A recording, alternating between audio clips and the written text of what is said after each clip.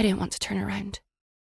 Oh, for all that was good and holy, I desperately did not want to turn around. Anything to stop the interaction I now knew was inevitable. As I gripped onto the pint glass in my hands, almost hard enough to shatter it, I considered simply walking out of the whiskey barrel without serving the man. After all, what was my manager going to do? Fire me? I had all of 1 hour left of my final shift ever. But the man would see me. He would see me running off. And that would be worse. I turned around. "Is that everything for you?" I asked, ensuring my work-ready megawatt smile was firmly back in place. "Yes, that's Elizabeth Macfarlane." I gave Thomas Henderson the smallest of nods. "It would appear so. G&T and 3 pints of house lager." Mutely, he nodded. I hoped to God my former PhD assessor would stay mute. But that would have been too kind of the universe to bestow upon me. "What are you doing working in a bar?" Tom asked. The moment I turned from him to grab the gin, I gave him the only answer that mattered. "To pay my rent." "You aren't staying in research?" "Who said anything about leaving research? You..." I slammed a glass full of ice and gin onto the polished wooden bar top, then poured in the tonic as slowly as I dared. "I start postdoc this month," I said, careful to keep my eyes trained solely on the despicable man standing in front of me. Tom's dark blonde hair was longer than it had been a year ago, swept out of his face and naturally curling around the backs of his ears. It looked fucking excellent like that. Damn him. "Jobs don't line up perfectly all the time. What does it matter to you?" A pause. Once again, I hoped Tom would remain silent, even though I knew he wouldn't.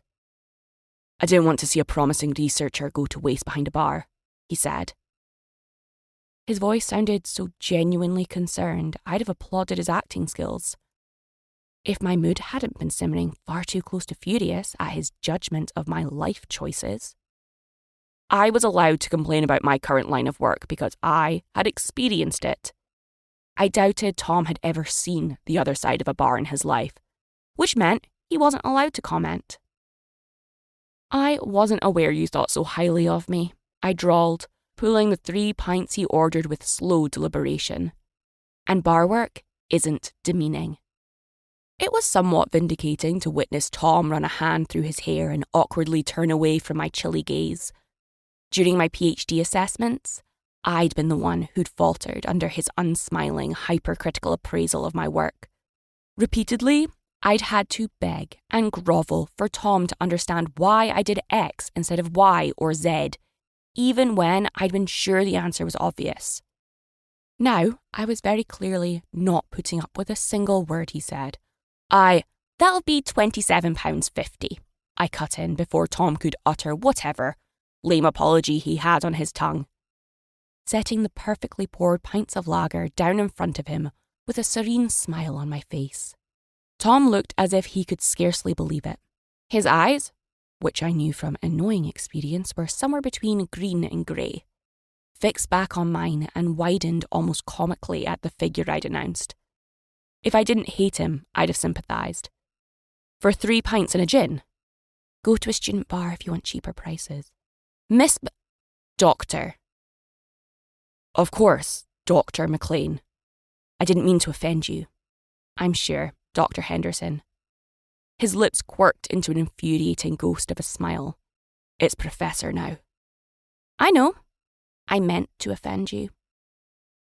Even though Tom's almost smile remained firmly in place, it was clear from the slight frown colouring his expression that he knew our conversation was over, and that I really had meant to offend him. We stared at each other for far too long. It reminded me of every shonen anime ever, where the camera zooms in first on the hero's face and then the rival's, without either of them blinking for a full minute. Then, just as my lips began to twitch with the beginnings of another not quite veiled insult, Tom broke eye contact and picked up his gin and one of the pints of lager. "Well then," he murmured. "Best of luck with the postdoc, Dr. Macfarlane." To keep listening to this audiobook, I've left you a link in the description so you can do it, at no cost thanks to Audible's 30-day free trial.